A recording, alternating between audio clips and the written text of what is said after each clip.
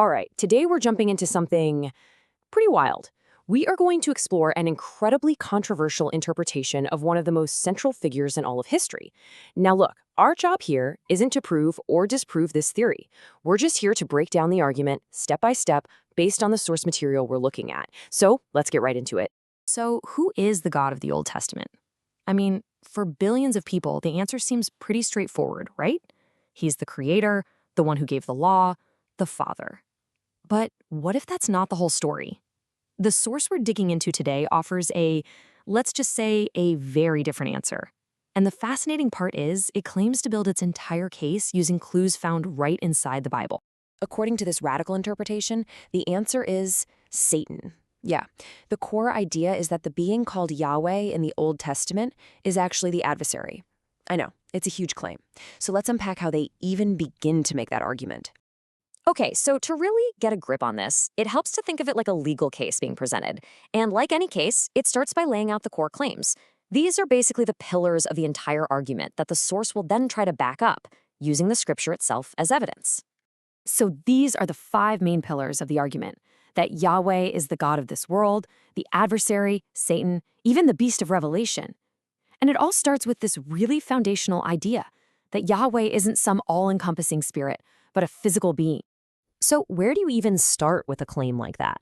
Well, the source material begins by basically building a profile like a detective.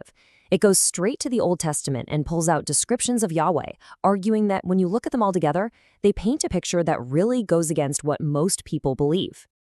And that brings us to the first major piece of evidence: Yahweh's physicality. The whole argument here is that instead of being this formless, everywhere-at-once kind of God, the text actually describes him again and again as a physical entity, someone who is in one place at one time. And you can see some of the examples right here. I mean, we're talking about Yahweh walking in the Garden of Eden, eating a meal with Abraham, physically wrestling with Jacob, and speaking to Moses face to face as one person speaks to another. The source argues these aren't metaphors or visions. The text presents them as real physical interactions. And this quote, wow, this is a really powerful example they use. It's from Deuteronomy, and it basically says the Israelites need to keep their camp clean because Yahweh is physically walking around in it, and they don't want him to see something offensive and turn away. Think about that. It's not about spiritual purity. It's about physical cleanliness, because a physical being is present. It's a pretty compelling point if you're building a case for physicality. All right, so the next piece of this puzzle takes us all the way back to the beginning, to the Garden of Eden, and this is where things get really flipped on their head. The source claims that our entire traditional understanding of who the snake was is just plain wrong. Now pay close attention here, because this slide is absolutely central to the whole argument. On one side, you have what humanity gained from the snake before Yahweh's curse kicked in. They got self-awareness, they could eat from any tree, including the tree of life, which means immortality, and there was no curse. Now look at the other side. This is what Yeshua, or Jesus, is said to restore at the end of the story in Revelation. The source's point? They're the exact same thing. And right there, that creates a huge problem for the traditional story. The question the source poses is pretty straightforward. If the snake was Satan, the bad guy, then why does the ultimate hero, Yeshua, spend the whole story trying to get humanity back to the exact state that Satan wanted for them in the first place? It doesn't add up. So this theory suggests maybe we got the roles reversed.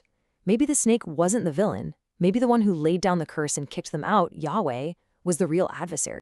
Okay, so this next part, this is what the source presents as its smoking gun, the single most compelling piece of evidence in its entire case. We're about to look at the exact same event, recorded in 2 different places in the Bible, but with one tiny, game-changing difference. The event is when King David decides to take a census to number the people of Israel. And in the story, this is presented as a really big sin. Now, this story is told twice, once in 2 Samuel and again in 1 Chronicles. So let's look at who the text says was behind David's decision.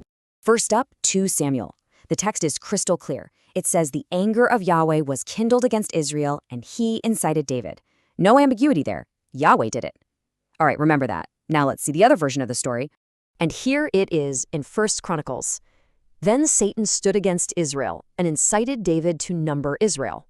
Wait, what? It's the exact same event, the same king, the same sin, the same outcome, But now, the one doing the inciting is named as Satan, not Yahweh. So what's going on here? The source argues this isn't a mistake. It's not a contradiction. It's a definition. It's the text itself, in plain sight, making a one-to-one equation. It's saying Yahweh equals Satan, that the being who incited David in the first story is the adversary named in the second. So, if you accept that as a possibility, what does it all mean?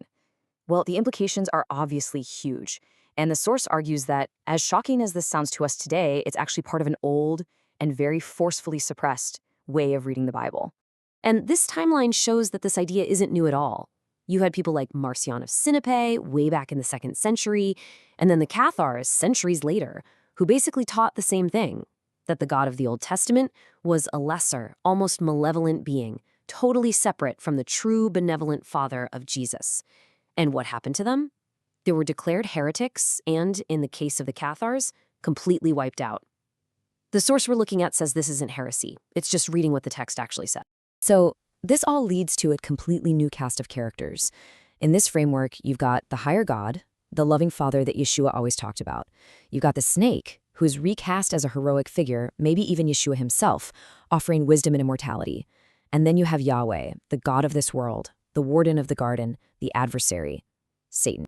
And that really is the question that hangs over this entire theory, isn't it?